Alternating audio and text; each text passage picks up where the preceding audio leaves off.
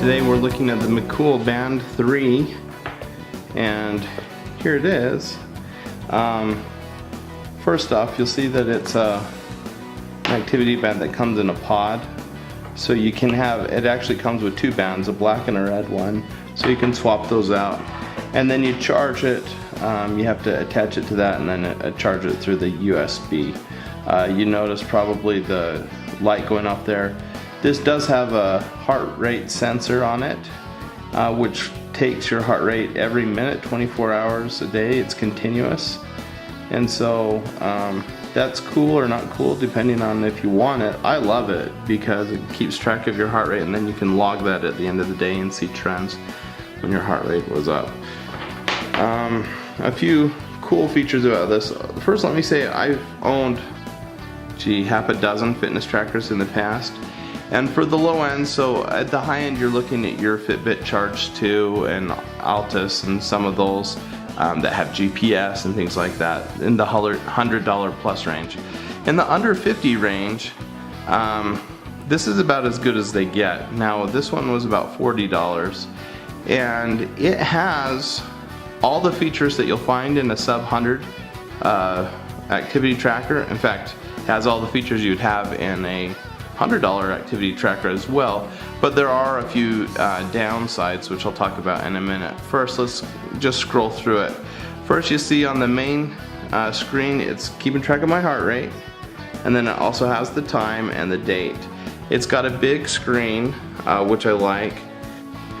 Alright, so when we look at the features, you've got the heart rate, the time, it's military time. Go back. So it would be 2:30 right now on Saturday. It shows you your battery and the date. So it fits a lot on this little screen. The thing that I like the most about this whole tracker, that I think sets it apart from every single other activity band I've tried, including the ones that cost over $100, is this battery will last a long time. I have gone almost 2 weeks between charges, and so it charges fast. Actually, it's a little tricky to attach it right, so charging it, you have to make sure it is actually charging, but once it charges, it lasts a really long time, which is super nice. When you move, it's hard because it's not on my wrist. Let me throw it on my wrist real quick. So this is another feature I like, is when you just need to check the time and you snap your wrist up, that turns it on, which is pretty handy. It doesn't last very long. I wish it stayed lit up a little bit longer, but I guess that's the price you pay to have an awesome battery. Now the other thing I hate is there are so many options that if I get off track, to get back around to where I was, I have to go through everything, and it takes forever.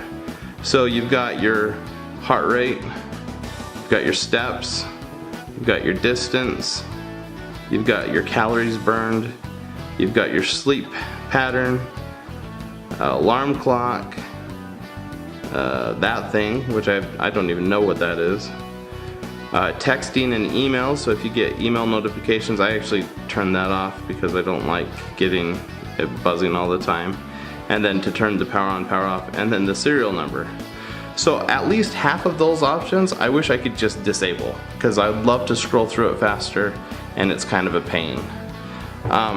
The other thing I love about this is you'll notice the band, it's on, and then it has these two things to secure it. Most activity bands, I have a really big wrist, I'm a big guy, and most activity bands I have to put on the very last rung. This is a bigger band. And so at least for guys, I love, this fits my wrist a lot better than most activity trackers. I love it for that. It looks good. I've worn the red band a few times. It looks pretty good. So I love that about it.